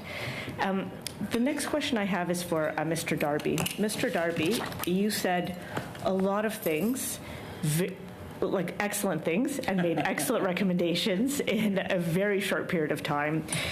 You refer to, I heard you loud and clear in terms of the National Industrial Strategy and the doubling of the manufacturing capacity, which is great. I also heard you refer to the Monique Leroux report. And I wonder, just for us, just because we want to move forward with some very specific recommendations for Budget 2023, if you can follow up, and if you have a few things top of mind right now, if there's 1, 2, or 3 things that you would like to pull out for the committee, that would be really important. If you don't have a chance now, please feel free to follow up with us. It's important for us to have very specific recommendations. Do you have any that come to mind now? And I have one more question before my time ends. Sure. Most importantly, as with the evolution since that report around the net zero strategy of the country, it is incredibly important that we provide the incentives and support so that all manufacturers can transition their energy use in a way that is economic with some risk sharing. And that really goes back to that level of investment that Madame Leroux's report talked about, the fact that we've been underinvesting relative to our peers. So that would be the one thing right off the top of my head. Okay, thank you. And then you also referred several times to the Inflation Reduction Act. There are many who believe that there's some key elements of the Inflation Reduction Act that we might want to replicate, so come up with a Canadian version of it. Are there any elements that you think might be helpful for us to be implementing here in Canada? Sure. So under that Inflation Reduction Act, which we all were very happy that Canada got included in the tent about what qualified for subsidies and included in the EV world of the U.S., and that's great. But the other side of it is the U.S. has put a number of incentives to attract production to the U.S. So great, Canada can participate, but hard for Canadian companies because they're competing with their American counterparts who've been heavily subsidized. Doesn't mean we have to do exactly the same, but the idea of a refundable tax credit and partial de-risking of that investment will really make sure Canada gets more than. We don't want to just be the people that mine the minerals. We want to be the people that mine the minerals, refine them, build batteries, and ultimately assemble cars. So I think there's an opportunity for us to participate by providing some incentives. That would be my short answer. Thank you. That's great. Thanks so much, Mr. Chair. Thank you, MP Zerowitz. And members, witnesses, we are moving into our third round. This will be our final round. We are starting with the Conservatives. I have MP Albus for 5 minutes, please. Thank you, Mr. Chair. And I just want to make sure we're all absolutely clear. When we talk about CPP and other payroll taxes like EI, we're talking about the increases that are scheduled. So maybe if MP Zerowitz is really concerned about temporary foreign workers paying into the system right now, they have to pay into it, and then they go back to their original country, and they can't ever claim CPP or receive those EI benefits when they've left Canada. So she might want to talk to her own finance minister if she thinks that that's not a good thing to do for people in those situations. So, Mr. Breton, thank you so much for coming. Wanted to talk to you about technical requirements for electric vehicle charging stations. I know you talked about how other countries are able to get people and get that infrastructure in. Electricity and Gas Inspection Act and other statutes, there's consultations that have just closed on kilowatt hour billing. So essentially they're saying it's going to take till the end of 2023 to have a standard for level 1 and 2 charges, and they're just starting to put out a level 3 charging station consultation. Right now we could be having private companies putting money into the system and not requiring governments, provincial, federal, to put in the infrastructure so that there's more electric vehicles. That's a way that we can actually just change a technical standard. Would you agree that that needs to happen faster? It does. Measurement Canada has been working at this, but I mean, we were surprised to see that they were talking about level 1. I mean, it's a plug on the wall. Yeah. So basically, the issue is mostly with fast chargers. So level 3. I mean, starting with level 2 is a good step, but I mean we have to move faster, obviously, because right now we are seeing some disparities. Depending on what type of electric vehicle that you have, because some charge faster than others. So some are disadvantaged because of the fact that they have an older model and they will pay more to get the same amount of electricity. So you think that the end of 2023 just to deal with level 1 and level 2 standards is way too long? It's too long. It is. Absolutely. Okay, well, I appreciate that, and it's great to see you here today. Appreciate your views. I'm going to go to Mr. Darby.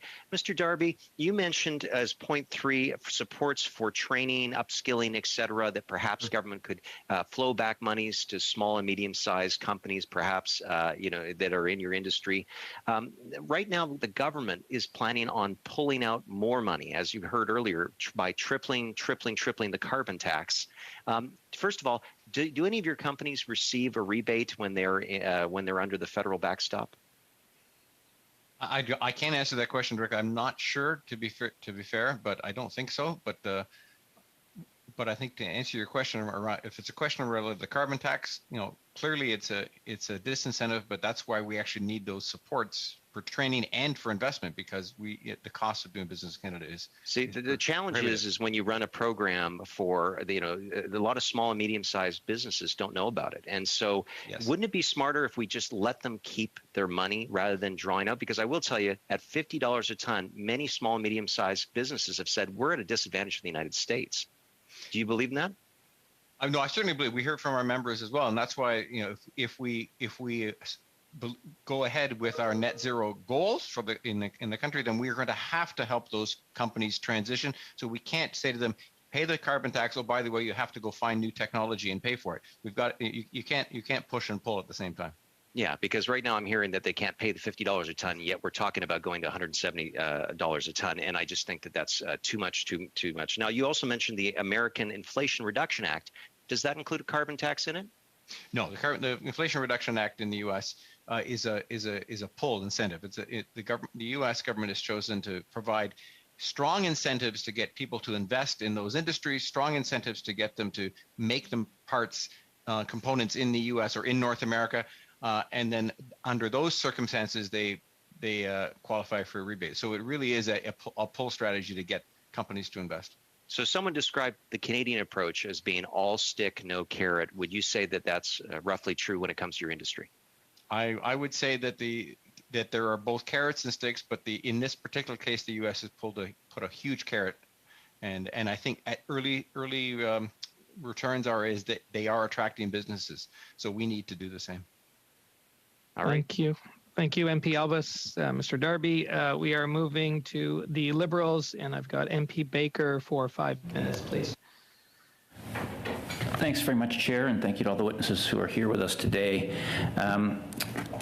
I'd just like to come back to this issue of EI contributions, which a number of the members opposite have suggested be frozen, and the impact that would have. And so, I just want to be clear that the increases in EI contributions, when they come up, are there because they're needed to cover the demands for EI by people when they are out of work. And that is especially important in this environment, in a high inflation environment like the one we find ourselves in today, where the cost of living is even greater. So if people were to lose their employment and need EI, not only would doing what the members opposite are suggesting mean they would not have enough under normal circumstances, but in this particular case, under this inflationary environment, it would mean that they would have even less than people in the past have had to cover their cost of living. So I just want us to be eyes wide open on what freezing EI contributions would actually mean for Canadian workers. And we saw how we've seen how important EI is and other programs are to support workers when people are hit hard, when businesses struggle, especially during COVID.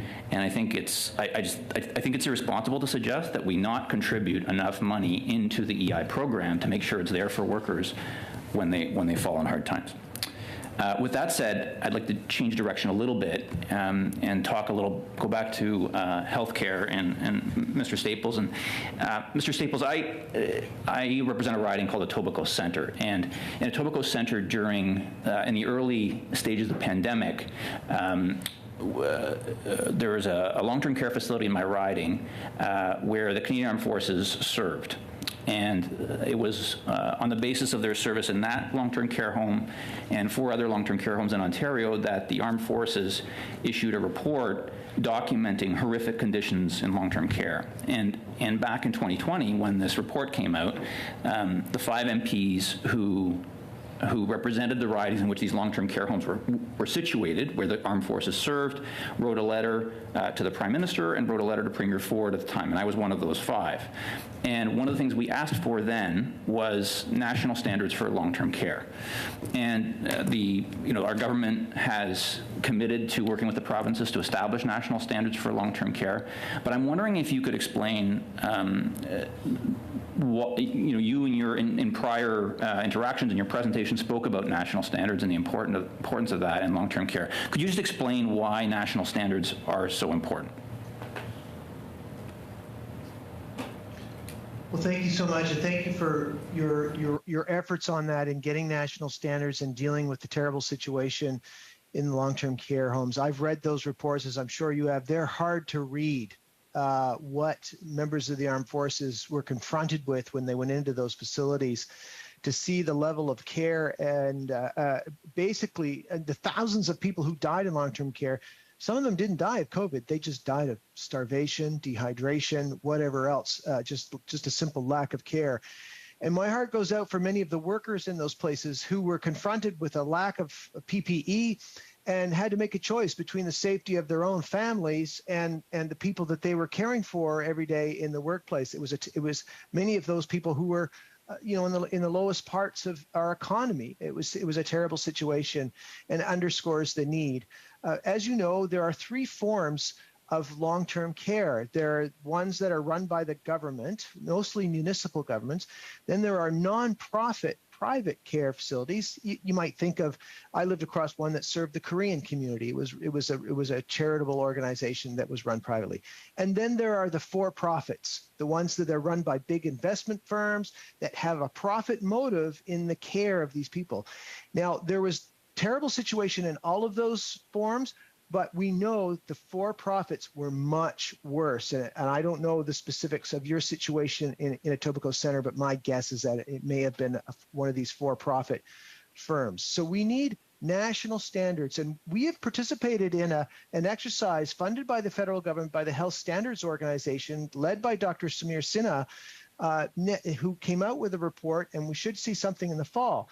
Now, were his recommendations good? Yes. Were they an improvement on what was there before? Yes. Are they good enough? We're not convinced. There were some gaps there. We do think that there needs to be a minimum hour of direct care. And the standard discussion number is 4 hours at least. Sometimes you see higher ones, but the standard of direct care for patients by nurses and other caregivers. So we think that's very important to put in there, and that would be something that the federal government could do through the Safe Long-Term Care Act. Thank you.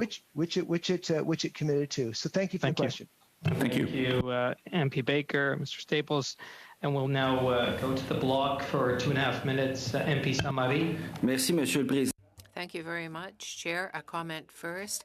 When I see the state of the health system in Canada, Ottawa is since 1990 has been doing what it can according to what means it had at the time.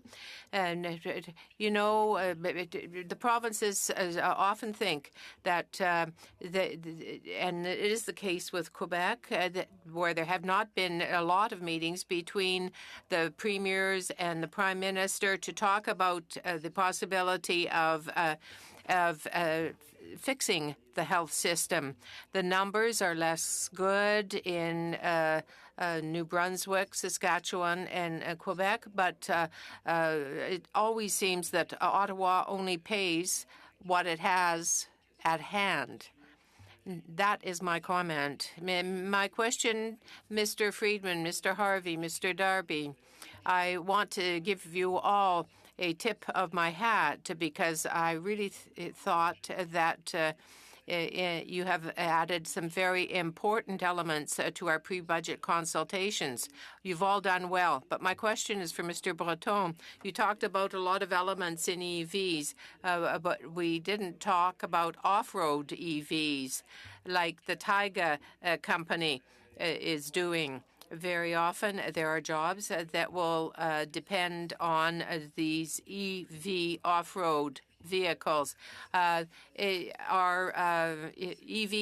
off-road vehicles better than gas-powered ones? Tell me what you think.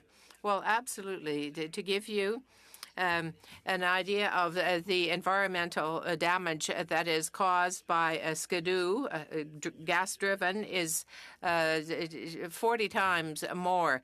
Now, when you have the skidoos that are electric, it is much better. And you have some that are side-by-side ones. There are a variety of Quebec companies that are working on manufacturing these, but it varies across the country. Certainly, this is a sector that merits support. But the federal government hasn't yet given it. But there are other elements. I spoke about the very basic need to have a sufficient number of EVs and charging stations. You have the Americans, you have Europe, you have China, where you can get a car easily, but we wait 6 months in Canada to lay our hands on an EV. Thank you, Mr. Breton. Thank you, Mr. Sainte-Marie. To MP Bolaris for the NDP for 2.5 minutes. Merci beaucoup. Thank you very much, Mr. Chair. I could talk at length about the quality of care in our healthcare system. We hear the provinces asking Ottawa to do its share. We want also to see that, say, the private sector has less to do with that. This is my comment. But I'm going to ask a question now. Mr. Friedman, I thank you for being here with us today. The quality of our democracy is something that we hold dear to our hearts. Populism, like we have seen in the United States with President Trump, is of concern to us. I think we're sheltered from that, I would think, particularly when we see the freedom, freedom in quotes, that occurred here in Ottawa. Can I ask you this? Your members of community radio, how can they be vaccinated against disinformation? Answer.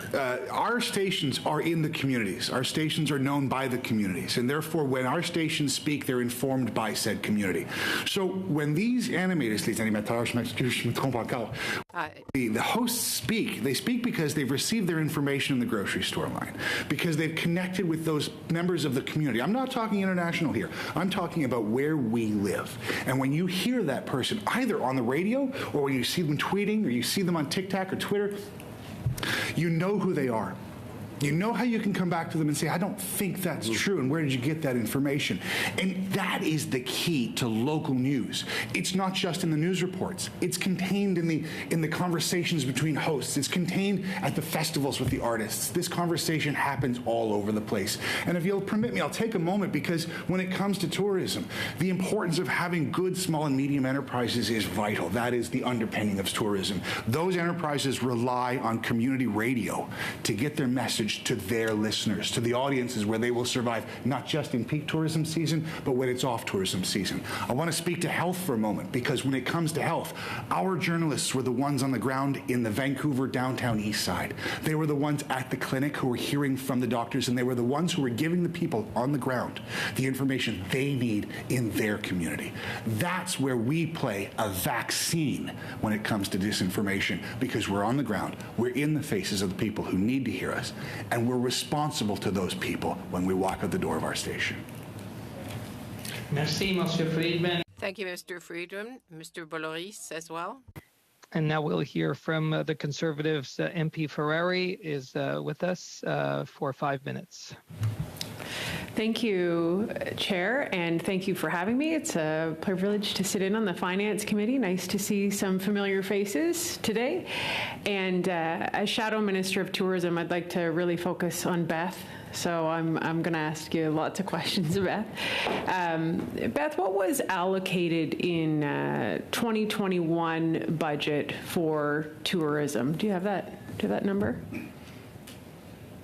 Roughly. You don't have to be exact. You're not going to get tested. Yeah, no, but there was in excess of $500 million the $500 million was for the Tourism Relief Fund, and then there was a little bit more on top of that. And it was all dispersed? I don't have that information. Okay. I have not been able to confirm that. Okay. And what was allocated for the 2022 budget for tourism? There wasn't anything allocated to tourism for 2022 because the $500 million for the Tourism Relief Fund was a 2-year program. It's a 2-year program. And just to let people know, tourism was a $105 billion industry pre-pandemic. Yes. And where are you sitting at now? By the end of December of this year, we should be at $80 billion. So you're not there yet? No. Domestic tourism is better than international, but we're still down 16% for domestic. We're still down 53% on international visitation, and you put the two of them together, and we're down 24% overall. One of the things you said, and if you can clarify again, you mentioned it earlier in this committee. How many files does tourism intersect with? When 24. You were talking? 24. So I think when you'd answered my colleague's question about what could be efficient, I think what's challenging about tourism, in my observations, is how to actually quantify the economic and mental health impact of what it provides for our country. This week I met with the Federation of Canadian snowmobilers. And this is a $9 billion industry in Canada, $3 billion in Ontario. But how do you actually really quantify how much they help a community when they come into that community, whether it's building the snowmobile, the parts for the snowmobile, the equipment needed for the snowmobile. Then they go for the snowmobile ride and they stop at a restaurant, and they stop at a store, and they stop at a convenience store, or they get gas. And all of that really impacts tourism. Mm-hmm. And the other aspect of it is the mental health component of it, which we've seen is a massive, massive component when we're looking at our well-being and what we've seen in the last 2 years. So many people look at traveling through the eyes of the tourist and look at it as an opportunity of privilege rather than through the eyes of the business owner who operates a tourism business. And those are the people that hold our economy together. If you had an ask from this government, and you already mentioned it, and I'd like to have it on the record again, efficiencies of ensuring that the money goes to where it goes, and we're not seeing bureaucratic bloat and administrative costs and money lost to where it directly needs to go, what would your advice be for budget? So we have made a submission through the Federal Tourism Growth Strategy, and within that submission, one of our major recommendations is to put a tool in place. Cabinet committee is the one that comes to mind for us, but willing to look at other options, whereby those 24 ministries and departments are held accountable for the growth of the tourism industry. And when I say growth, it's not just dollars. It's growth in infrastructure. It's making sure we're competitive on the global level. It's making sure that we're providing, sustainable employment for Canadians. And so there are, many policy discussions that need to happen over the course of the next few years in order for us to not just get back to where we were in 2019, but also to begin that pathway of growth again. We were, the highest growing economic sector in the country prior to the pandemic, and we want to go back and be that sector again, because the receipts that come into the country through the tourism industry, it's new money coming into the country and helps to pay for a lot of the other things that we've been talking about here today.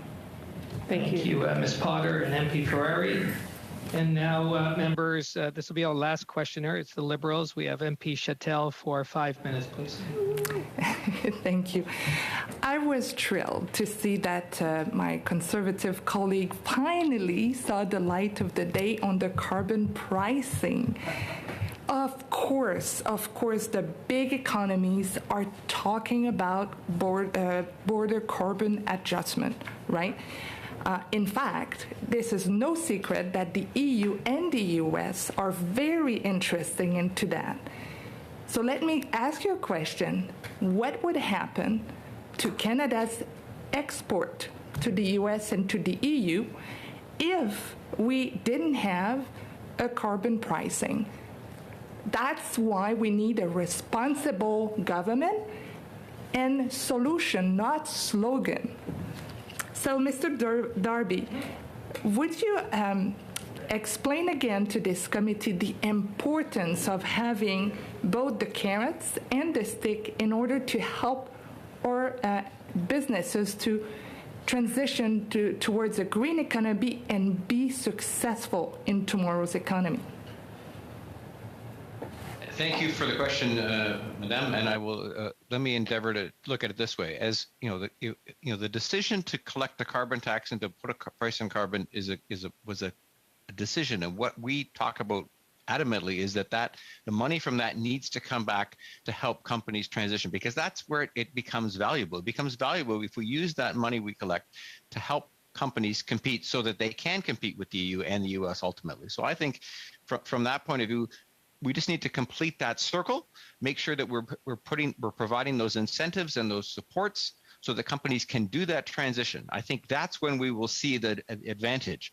Right now, it looks a bit balanced, more of the stick than the carrot, but I think the potential is there. And long term, it will be important for Canada to have reach net zero, because it will ultimately impact, via ESG principles, it will impact our ability to compete with Europe and with US. So I think we just need to continue the path, in my opinion. Cannot agree more. A question for Mr. Friedman. Dans ma circonscription, j'ai In my riding, I have two terrific community radio stations, CHIP FM and CAGA. Your? Concretely, will it help them to meet the challenges that they are facing right now, and that can hear so much from them?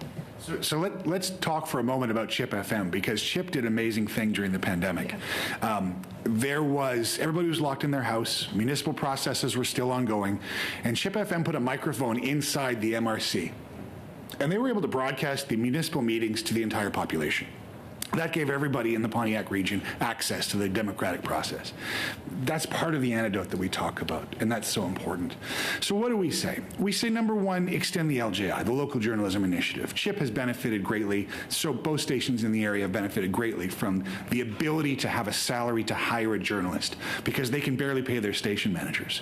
So to have that ability is a remarkable thing.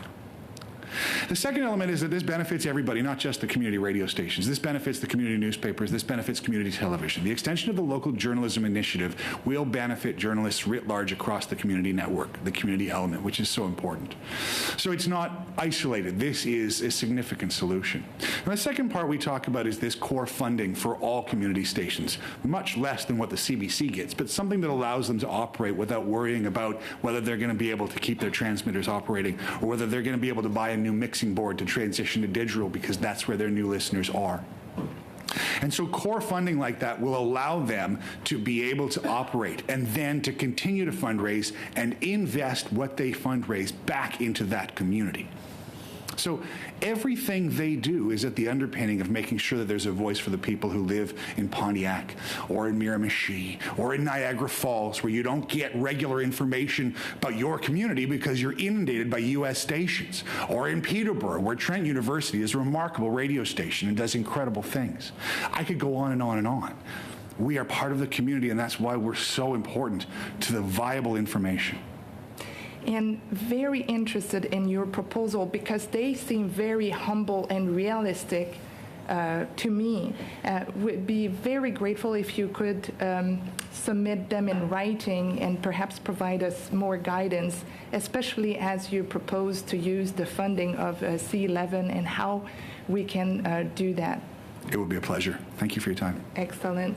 Mr. Chair, that's the time. Thank MP Chattel, I know it goes very quickly, and you know what, it went so fast this time because we have incredible witnesses here with us. I'd like to, as I said, call you all partners, and just on behalf of our committee, you've really helped kickstart our pre-budget consultation in advance of budget 2023. So on behalf of the members of the committee, the clerk, the analysts, the interpreters, all of the staff, we really want to thank you for all the questions that you answered, for the great deal of information that you have provided here and ideas for us today. So thank you very much, and we wish you the best with your evening. Thank you.